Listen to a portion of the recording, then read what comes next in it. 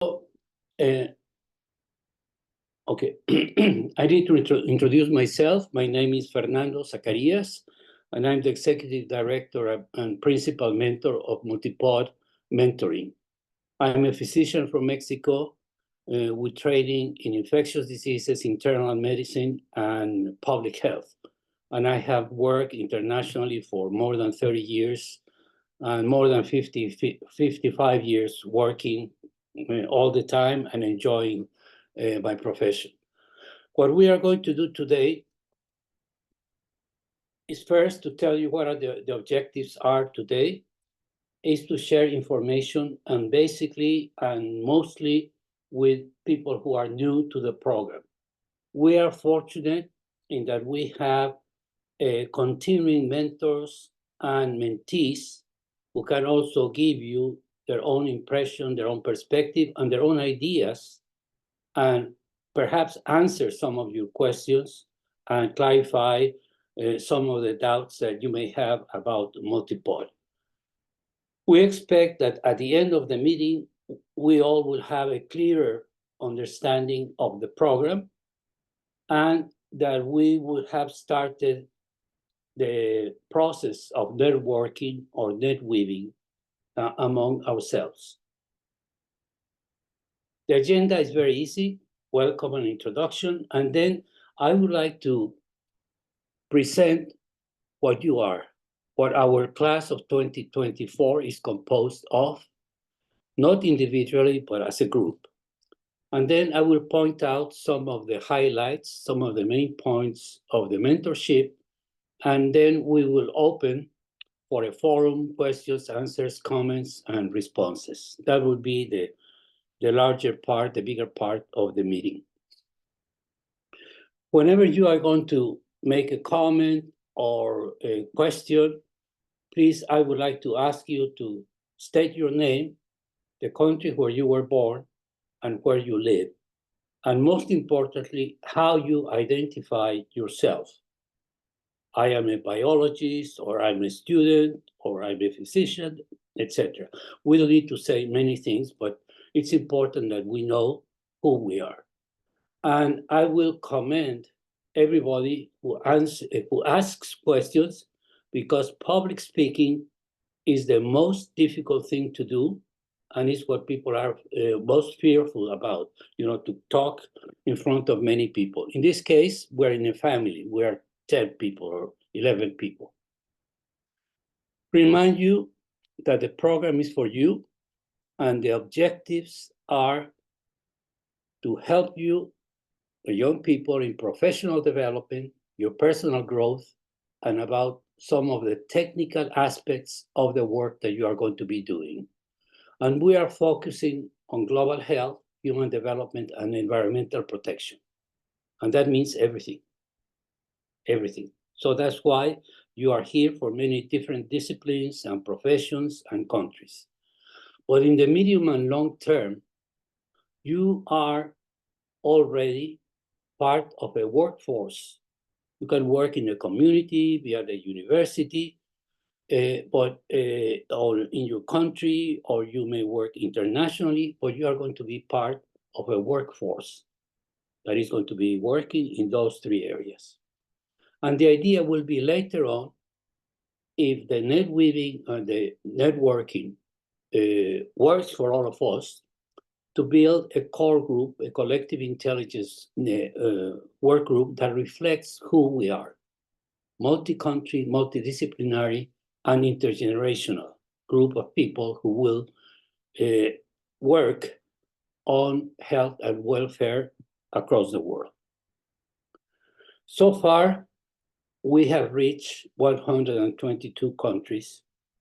And that doesn't mean that we have lots of people in every country. In some countries, we have 30 people, for example, in Nigeria. In other countries, we may have 1 or 2 mentors and mentees, in others 8, 12.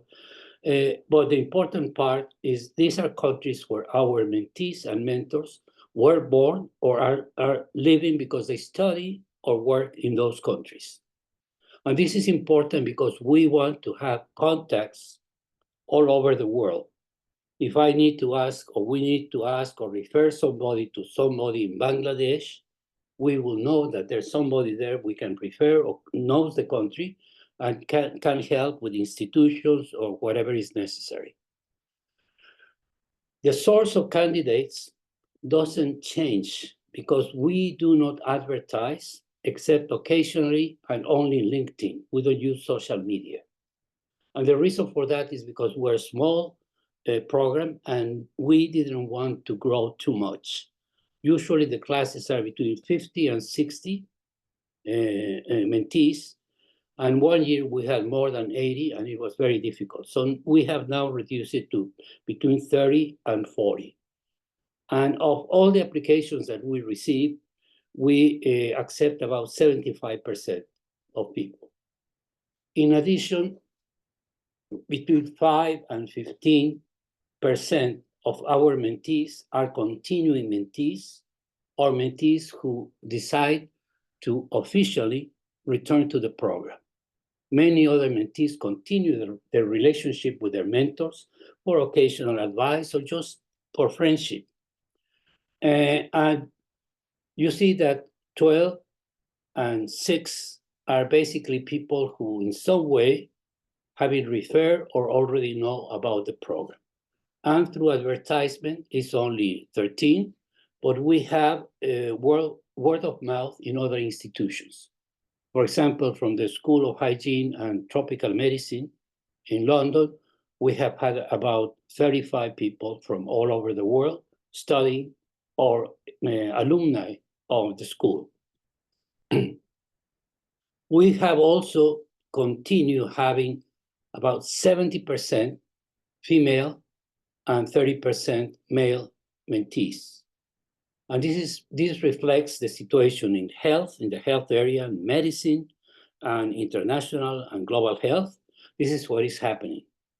The world is going to be more and more in the hands and brains of women, which I think is going to be a very positive change and in advance on world health.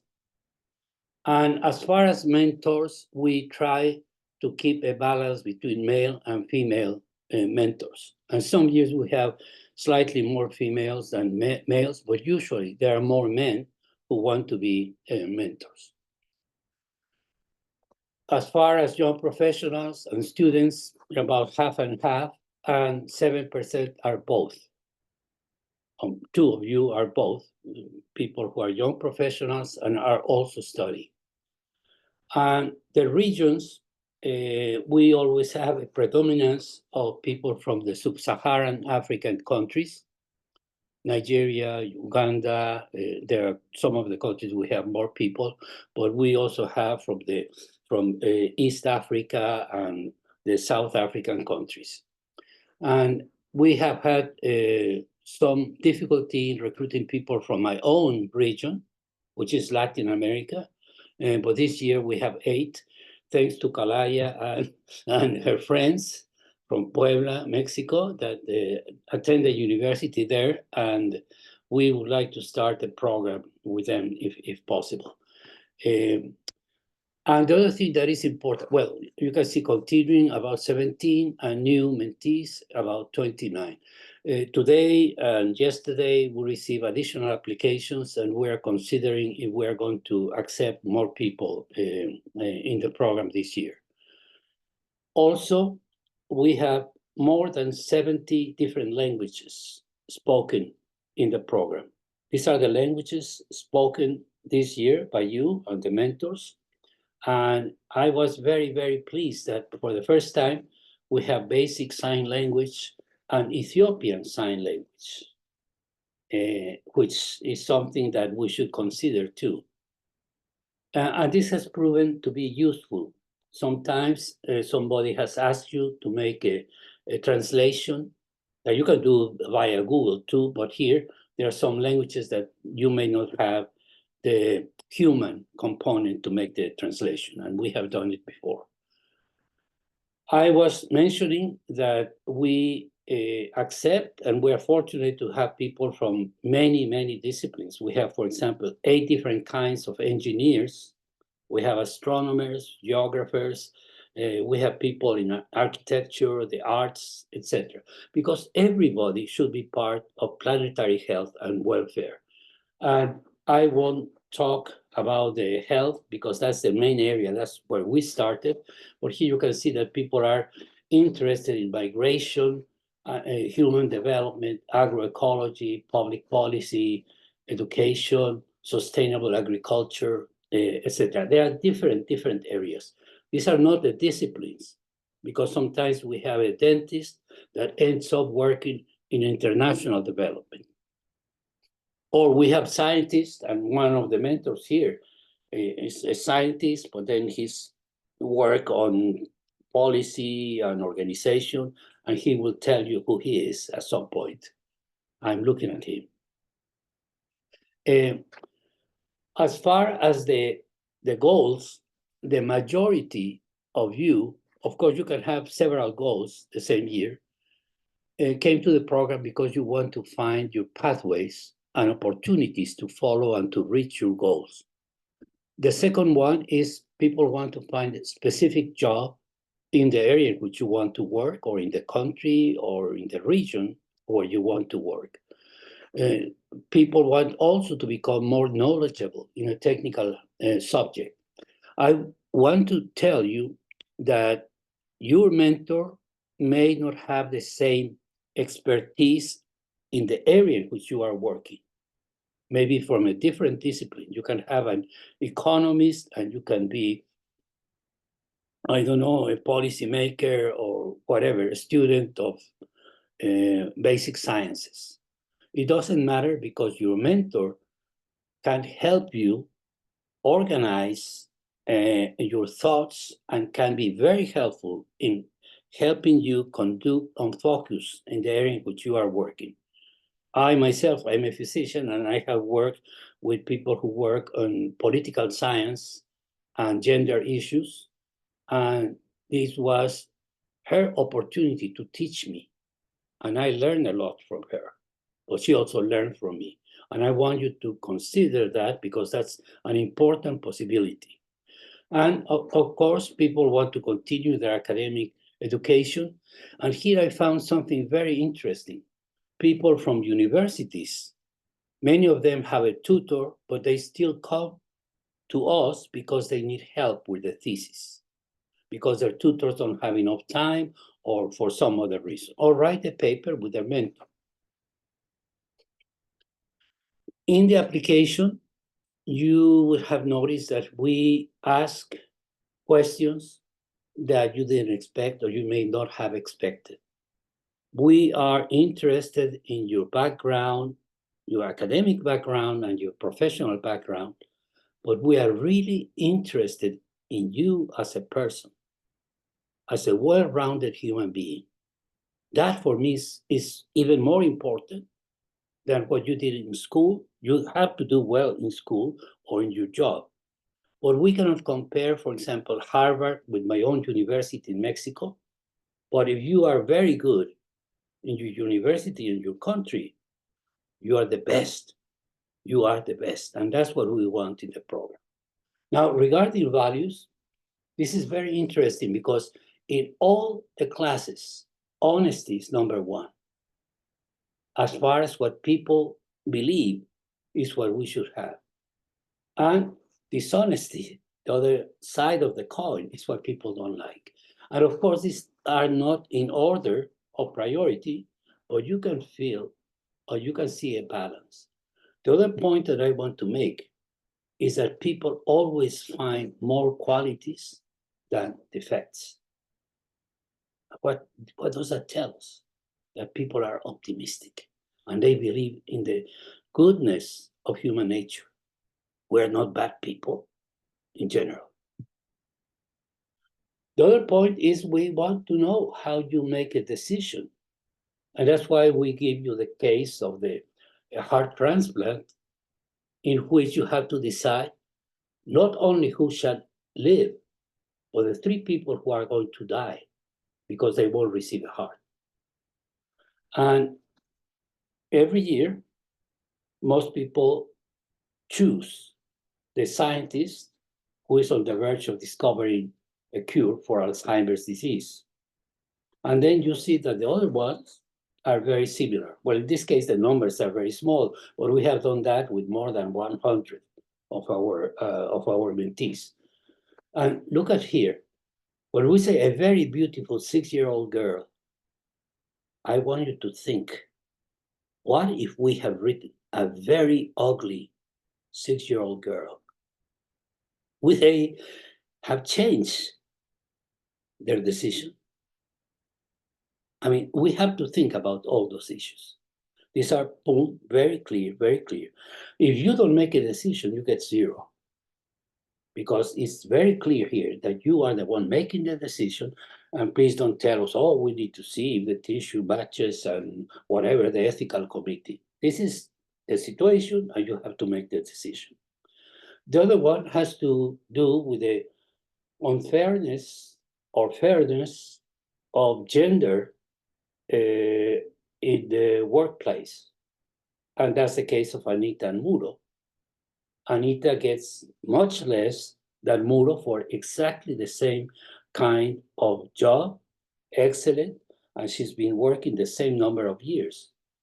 Now, she goes to the factory owner, and this is a country where there are absolutely no labor regulations or anybody who cares about that. And what is the type of discussion that she has with the owner, and who wins the argument? And of course, 2/3 say, well, the owner, because he has the power. And some people say, well, there's a way in which they can reach a compromise. And other people say, no, Anita. And many of these ideas, some of them are original and creative, but out of reality. Because they say, oh, Anita can go and organize and go to the labor department. Well, what if there's no labor department in that country, or organize strike? Well, maybe she can do that. But what we are testing here is your ability to think about 2 different kinds of arguments in a context which is very particular to a country. But the last one of the questions that we ask you is to think about an issue that you feel very passionate about. You are for abortion or against abortion, for example. Well, give me your arguments. What are you for or against? And once you list your arguments, okay, now you're going to defend the opposite side of that argument as strongly as you can, and see what happened. The majority, of course, did not change their perspective. You don't need to change your values or your principles. But what we want is to see if you are able to tolerate, to accept a different perspective from your own. And you saw that yes, 28% said yes. Oh, I'm sorry. 28% said yes. And some are doubting if they will accept the opposite argument. This is important politically, in religion, in everything, all the ethical dilemmas, not because you have to compromise, or because you need to understand. You need to understand where other people are coming from. Okay, here I'm going to stop and ask you a question. You all received the mentorship guide, and these are the areas which we discussed very briefly. It's a few pages only. Types of mentoring, modalities of mentoring, our approach, and then some other issues that you may have questions about.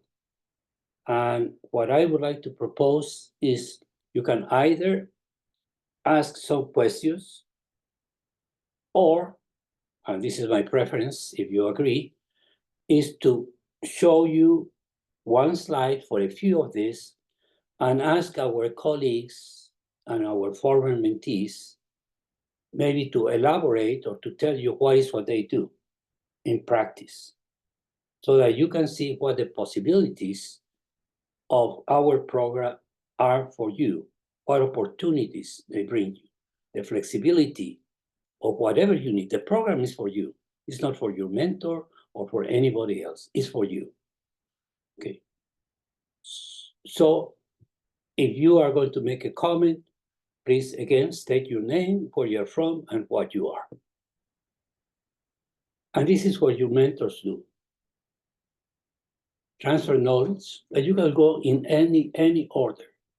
But I'm just going to point something really important. But they share their experience, not only their professional experience, but their life experience. You feel depressed? You feel that the world is ending?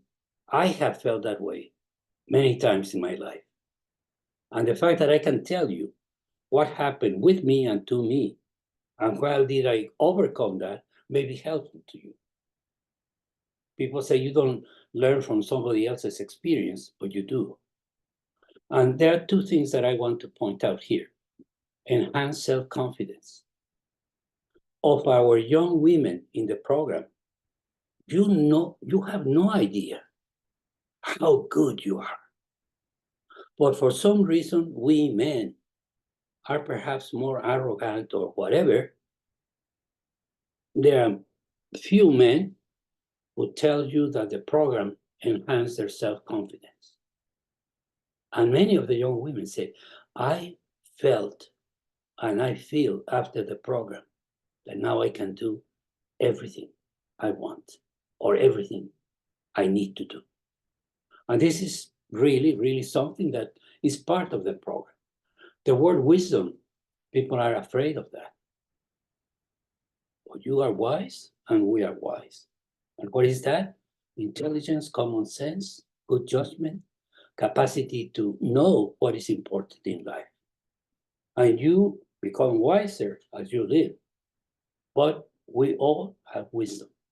And all the rest of them is what your mentor will help you. So please take advantage of that.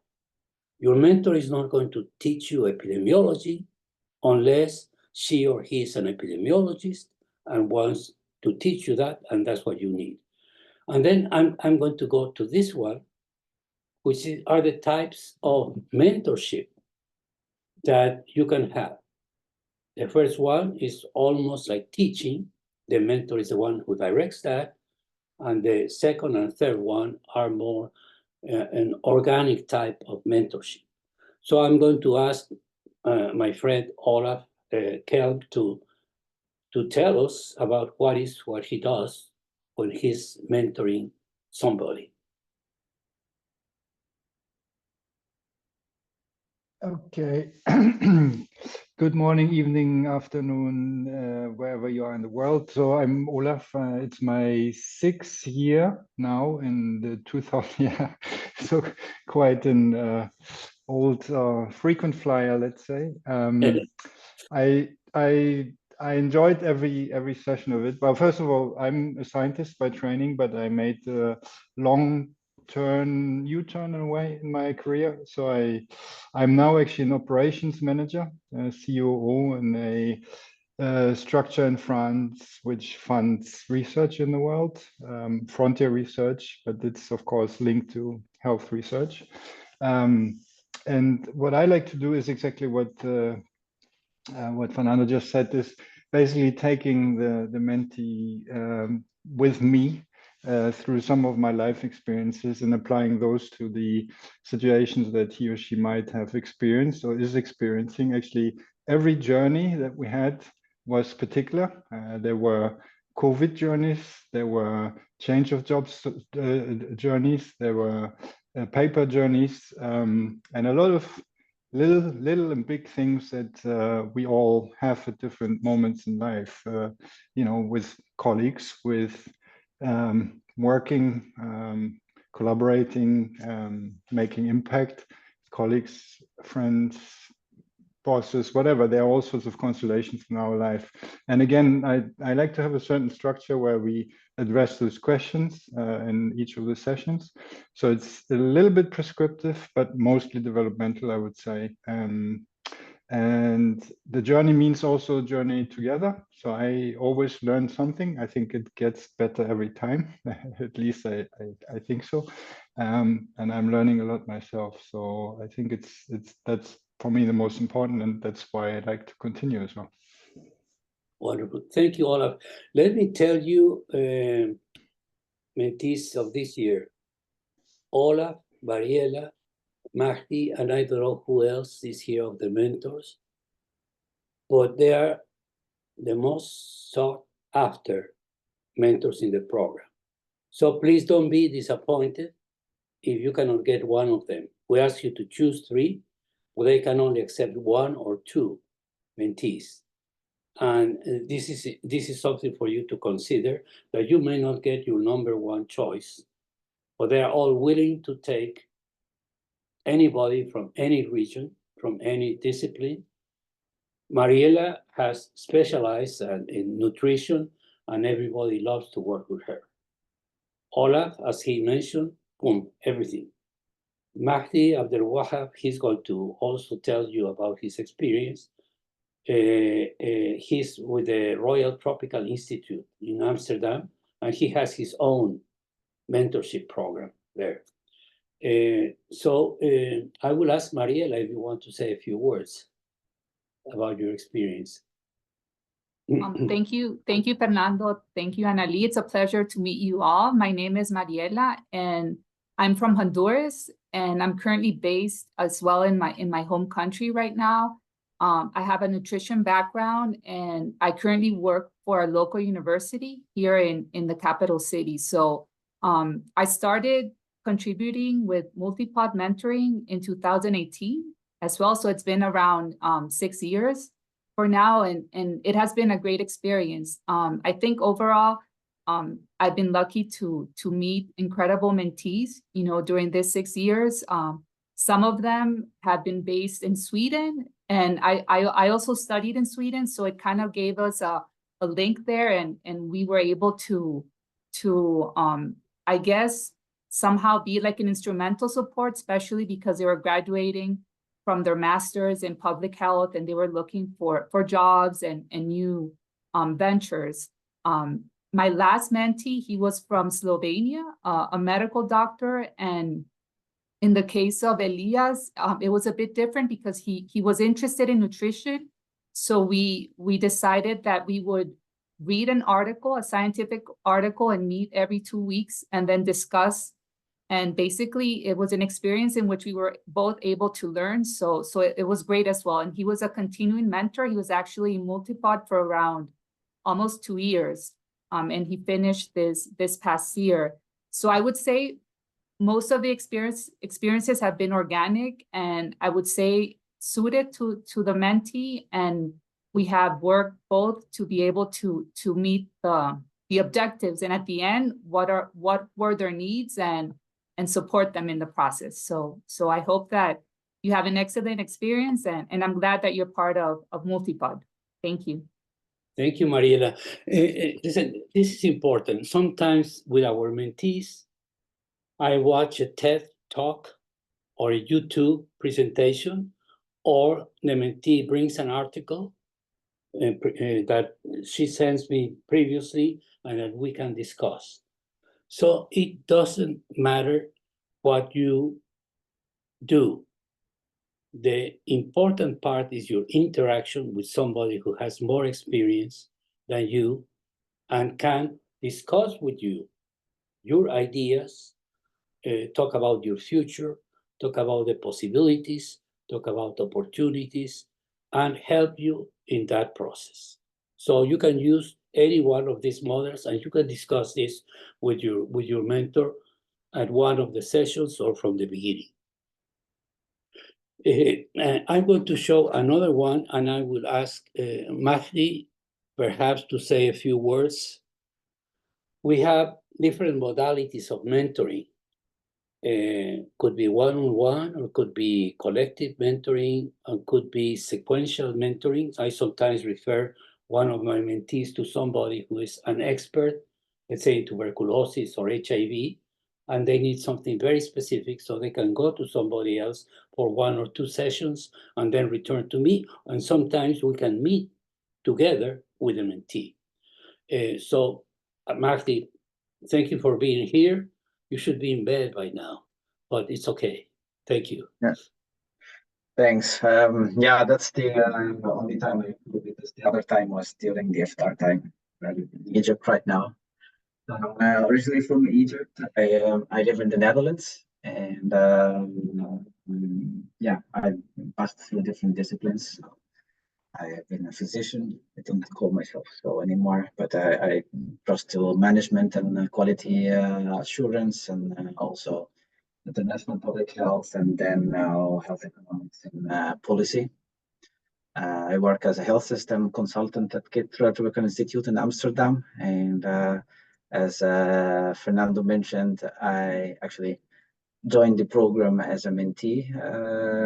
Fernando was my mentor, and then I joined as a mentor and joined also the steering committee, and was happy to be also part of some of the initiatives that came up from the program as the Coalition for Global Health Innovation and so on, which was a great opportunity to know very interesting people and work together and form a network. And for me, such mentorship program, the most important part is the networking part. Just a few weeks ago, I've been in contact with Fernando. We were looking for partners and experts in Bolivia and Nicaragua, some countries that we never worked with before. And he was able to connect us with some of the mentors and mentees and in such countries, which was a great, collaboration. Hopefully it would be fruitful. So yeah, that's about me and about my interest in the program. I find mentorship it was very important step in starting my career also in a different country and so on. And that's why I'm very interested into it. I have worked in developing 2 different mentorship programs. So one for KIT alumni. So we have a specialized, a specific program for the alumni at KIT, and another one for health, for the research and epidemiology fairness. And that's still in progress and development. And I'm always in support of such initiatives. So yeah, thanks for having me also. Thank you, Mahdi. And Mahdi is doing something very, very interesting. He's also enhancing the capacity for research. I mean, at all levels. I mean, we are not talking, he's from an academic and research institution. But in many countries, there are some issues, still some issues about, for example, ethical committees as part of research projects. That happened to me when I started my career in Latin America. We had to start some ethical committees to conduct clinical trials, because sometimes people say, oh, no, don't worry about that, don't worry. They need an informed consent? Yeah, they can write here. So it's really important to find out where you want to go and what you are going to offer your mentees and your group, and what you are going to learn together. If at any point somebody else wants to ask a question, or we can do it at the end. Let's see what happened. Okay, I will delve into this. Is a curriculum for growth, personal growth, basically know thyself. Professional development has to do with your resume, with how to interview, etc., etc. And your technical and scientific knowledge will depend on what you're interested in. But all of these areas, one or more of these areas, should be part of your mentorship. And something that we develop, is 9 questions about your future. And these are based on our POD, P of pathways, O the opportunities, and D of decisions. We believe that in order to find your pathway, You need to find out or to know who you are. And you need to know what you are. And most importantly, in the course of your life, you have to define your ikigai. I will talk about that. And as far as opportunities, the first thing is to find out what is what you want. And then how do you find and get what you want? And the third one is decisions.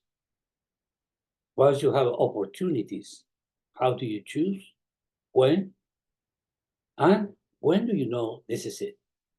And I have given the example in the 3 previous webinars, and Anaili has heard me many times say this. It took me 32 years to realize my dream to join the Pan American Health Organization, because at 8 years old, and that was what I decided, because my mother told me, this is going to be your mission and your profession. And when I got there from the Centers for Disease Control in Atlanta, wow, I felt so overwhelmed. And I was so unhappy. I know it took me 2 years to love it. And then that was my passion. For the next 30 years, that's what I did and enjoy it very much. So this is something that you need to work, and your ikigai may change during your lifetime. I also give the example, my mission was given to me at age 8. Then came my profession, which was becoming a doctor. And at 28, I had already my specialty in medicine, infectious diseases. But then I went into public health and international public health, and that became my passion. And at age 70, 10 years ago, I discovered that my true vocation had been to be a mentor.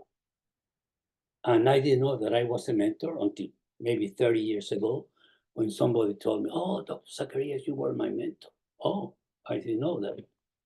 Okay? So it may take you a long time, or you may do it and it may change. And this is the intersection between your mission, your vocation, your passion, and your profession. And I don't know if you have any questions about this. We can continue. There are 2 more, I think. This is the way you can, I conduct a session. Don't worry about that. You can do it any way you want. But I would like to emphasize 2 things that are important. Please have 10 or more sessions with your mentor. You enhance your possibilities, your chances, your probabilities of being successful. If you are successful, your mentor is successful, and the program is successful. Please help yourself and help us. Remember that you don't live your life only for you. Okay? What you are doing, you are investing in yourself to be able to give. So take advantage of your mentorship. And the first assessment, which is in May, we just want to know if everything is going okay. And also if there's good chemistry. We're all adults, there's no problem. If something doesn't work technically or interpersonally, please let us know, let the program coordinator know. And only one time we had to make adjustments. Everybody can really work. Where we have problems is when somebody abandons the program without telling the mentor or the mentee. And it's important for you to keep a good communication with your mentor or your mentee. And the final thing is, what is your prognosis of the mentorship? Do you think this is going to be successful? And everyone says yes, because that's the purpose. And the final evaluation in December, before we consider only almost achieved and achieved. But actually, this is a process. So what we want to see is if you advance in your goals. Maybe you had only 3 sessions because you had already sent your thesis and your thesis was accepted. But let me give you one example. Finding pathways. You achieve that when you know what you are going to do in the future. Maybe 1 year, 2 years, 5 years, 10 years, or when you are 80 years old and you look back. Almost achieved when you know, what am I going to do now? What is my next step? In progress, you are trying to define or answer your own ikigai. We don't take into account initiated, because we want you to be in progress, almost achieved, or achieve. Desired job, you get a job offer. Enter a higher education program, you are accepted. You are writing something, the document is accepted. And you have the in-between, and in all of them, you can be successful. And some people reach only here, and then they say, no, I need to continue for another year. And I will not find out if I got accepted until April of the following year. So sometimes they continue because of that, or for other reason, or they return because now they are looking for something else. I found my pathway, but now I want to enter a higher education program. And here's an idea: career pathway, desired job, advanced studies, and these are only almost achieved and achieved. And the number of sessions, it was 6 and less, or 7 and more. And you can see it's a difference. At the beginning of the program, we asked for 14 sessions, then we went to 10, then we went to 7, and then we went back. We are going back to 10. Because we found out that if we asked for 7, people only got 5 sessions or 4 sessions, and we didn't want that. And there's also a threshold and a limit. 10 is the threshold where you can really go up in your achievements. And after 15, you go down, and then you go up again after 20, because that means that you have a good relationship, good collaboration with your mentor. And these are for pathways. These are the difference between 7 or more, or 6 or less. So my point here is that please try to have at least 10 sessions with your mentor. And again, I don't need to show you. I want to end up this part and open that again. This is not a one-way street. We as mentors receive from you big gifts. Just imagine if somebody validates your career and your life,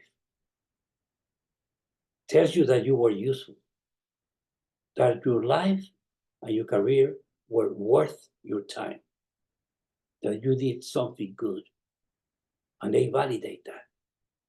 Wow. What else? I mean, it's wonderful.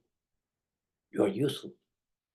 Many times I say I prefer to be useful than to be happy, because happy could be 1 minute you're happy, or 1 day, etc. Useful, you can always be useful. Try to be useful all the time, and maybe you will be happy if you are useful. Help and collaboration. And Aili helps me a lot. She's my brain and my hands. And respect and admiration. I'm not afraid of words. Everybody wants to be admired, even if they don't tell you that. And everybody needs and wants to be respected. Stimulus and new ideas. Memory retrieval. Again, if you are an octogenarian, you need some help with your memory retrieval and fresh knowledge. Inspiration and enthusiasm. Every time, and I tell my mentees, every time I meet with them, my wife tells me, what happened to you? Did you take your vitamins? No, I met with Anaili, or I met with Bessa, or I met with somebody. Trust and confidence. And most importantly, hope. Hope for the future. And faith in the future. Because you know you are going to be in charge. You are actually in charge of what is going to happen to our planet in the 21st century. And you are ready. You have to be ready.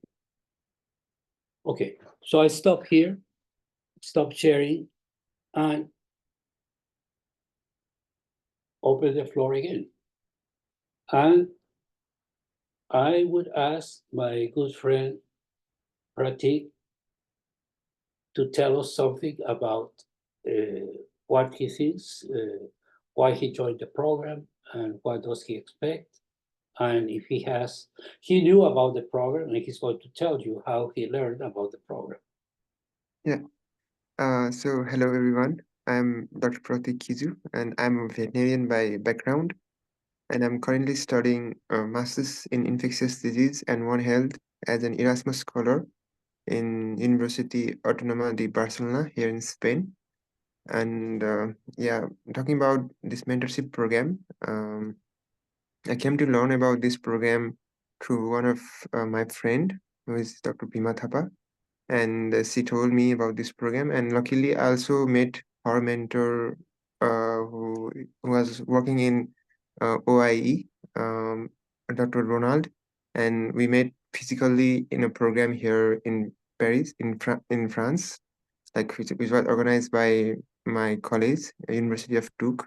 And luckily, we met and we had a very fruitful discussion. And he was a very nice person, and we talked about, like, the connection was so real and organic that I became interested in mentorship program through that small talk. And I also was and I applied to it, and luckily I got selected as well, and I'm very grateful for this opportunity. And is so my goal here, like, uh I want something to do for the humankind as well as animal. So as being a veterinarian, I want to work in a wildlife disease sector and disease which are transmitted in both wildlife setting and human setting. So yeah, for now, this was only here. Maybe I'll continue later. Thank you. Wonderful. He's one of, I don't know, we have had about 6 or 7 people who have been working with other animals, not only with humans, with other animals. And we are very lucky because we have a different perspective, One Health. And where are you from, Patrick? You are from Nepal or? Sorry, Where- I'm from Nepal. Sorry, yeah. From Nepal. Okay, thank you. Anybody else? I'm going to ask Sarah to tell us something about herself. Hi, everybody. So my name is Sarah. I'm from France. I was born in Toulouse, which is a pretty big city in the southwest of France, and now I'm in Lyon, in the southeast of France. I'm a physician, a general practitioner, and I'm currently doing a master in global health. So I heard about this program in LinkedIn, and I was very interested in joining a mentorship program because I'm asking myself a lot of questions about what to do with my future, with my career, how to advance, how to be useful, and so on. So I'm really hoping that this program will help me with that. Wonderful. Thank you very much, Sarah. If you don't care.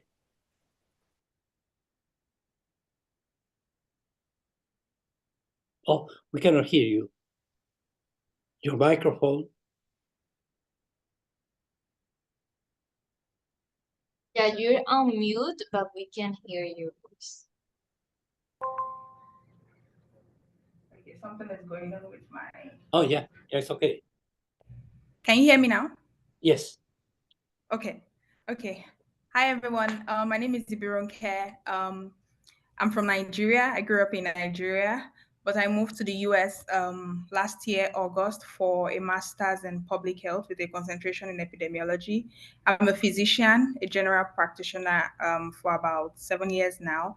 Then I just made the decision to leave clinical practice and explore public health.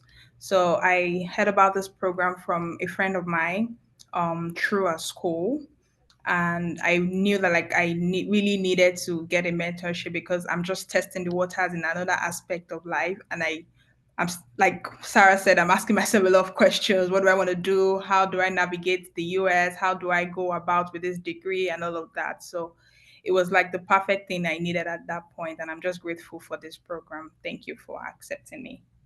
Thank you, thank you. We have Kalaya and then we have Besa. I would like to have Kalaya to say a few words about beautiful Puebla and what she's doing. Sorry, my computer ran out of battery and I think I lost a little bit about the explanation of what to say. Mm-hmm. You just tell us your name, where you were born, where you are, and what you are, and that's it. And any comments about how you joined the program and what you expect. Well, nice to meet you, everyone. I'm Kalaya. I was born in Mexico City. I live in Puebla. I heard about this program from a teacher of mine. He was an ambassador in Africa, Jorge Alvarez. And well, I'm about to graduate this semester, and it's kind of a big step for me. So he suggested that this could be a great platform to, well, get some mentoring and get some guidance and some support of what to do next, where to go next. And here I am. I applied, and well, I'm just expecting to learn a lot and to like have a little bit more clarity, I guess. Yeah. You're in international development, no? That's the area that you want to. Oh no, I am in international relations. Relations, okay. Yeah, Excellent. international relations. But you are going to have lots of international relations in the program. So yeah, exactly. I'm glad. Okay, Besa from Ethiopia, please tell us your story. So hi everyone. My name is Bizawi. So I used to be a medical doctor. I'm from Ethiopia. Now I'm doing my master's in public health and epidemiology and disease control at George Washington University.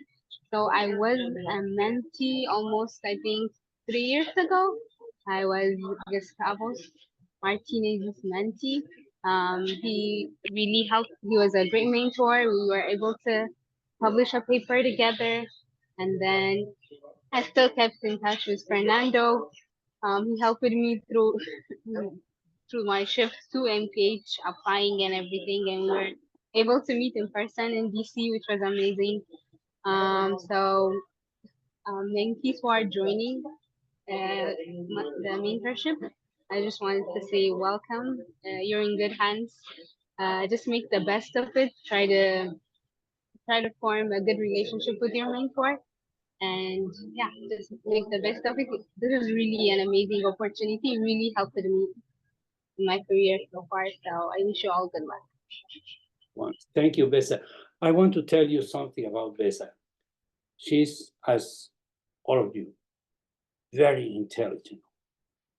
And I'm not, I'm not just telling you that. I know how intelligent you are. But when you have intelligence and you know how to apply it, we're in business, my friends. And Besa was accepted at Johns Hopkins and George Washington University. And then we have another very smart lady, Anna Ely, our program officer.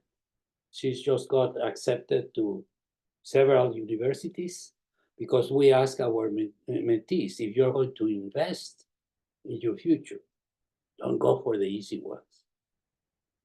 Go for the hard ones. And they get it most of the time. Most of the time, because you are good. Because you are good. And you just need some kind of guidance as to how to do it. And if your mentor has been in that process, we have all applied to universities and to jobs, and I have been in some admission committees in some universities and institutes, so we know what people are looking for. And you, my friends, you have what it takes. You just want to be able to show it, to uncover and discover what you have. People need and want your talent. And I'm just not telling you this just because it's the introduction. It's because I believed. I really believe. And again, because you are here because you have an obligation. And we are investing, and you are investing in yourself. Okay, I would like to know if there's somebody else who would like to make a comment or a question, or everything was clear? Okay, by the way, for our young people, when you are making a presentation, if it's a technical issue, you tell people what you are going to talk about. Then you talk about it, and then you tell them what you talk about, so that 2 or 3 ideas get to your audience. If you are at a meeting, always tell them what are the objectives of the meeting and what are the expected results. And at the end, if the results were met, you know you had a successful meeting. So are you clear about the program? Raise your hands. You better raise your hands. Oh, clear. Clear. Okay. And then I want to thank you very much. And I'm sorry. I just wanted to show you the calendar.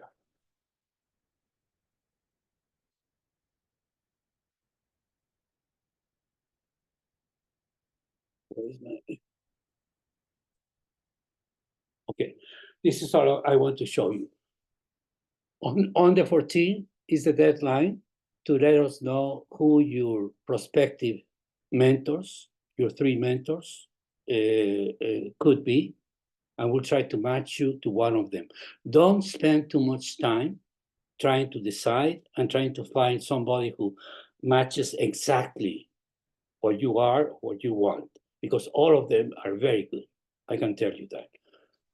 And then after that, during the following week, we will tell you who your mentor is going to be. And then you will be responsible for contacting your mentor and making the first appointment. And I will advise you, once you have your first meeting, every time you have a meeting, try to at least tentatively have a date for the next meeting, because otherwise you keep going back and forth, and many times you cannot find a date. So please try to do that. On the 18th and the 16th, almost every month, we are going to have a webinar. Some of them are going to be technical. Some of them are going to be oriented towards your professional career, how to write a resume, etc. We don't know yet the program this year because we are trying to design it according to what we see as the needs of the group. And then by the 3rd of May, we will have the first evaluation. By that time, we will expect you to have 1 or 2 sessions with your mentor. And I have all received the first module. Yes. The introductory module. Yeah. Okay, so we'll ask you also to fill that module and to take that to your meeting with your mentor or send that to your mentor, because that will be like a guide of some of the issues you want to discuss with them. Okay. Well,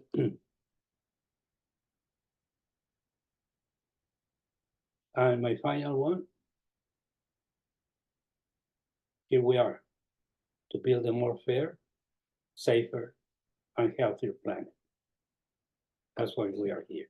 Okay, thank you very much, everybody. And Yep. We I'm sorry. haven't taken the picture, the screenshot. Oh, I'm sorry. Okay, let me always see what I told you.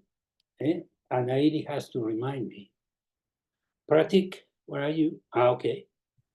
Are all of us are here? Yes, Dr. Matt Oh yeah. said that he needed Well, to I go already know him. Yeah. to sleep. Okay. So please smile. Just give me like 3 seconds for the screenshot. She To be always taken. tells us to smile. I tell everybody to be serious. But Well, you can be sad. You can just. Okay, so 1, 2, 3.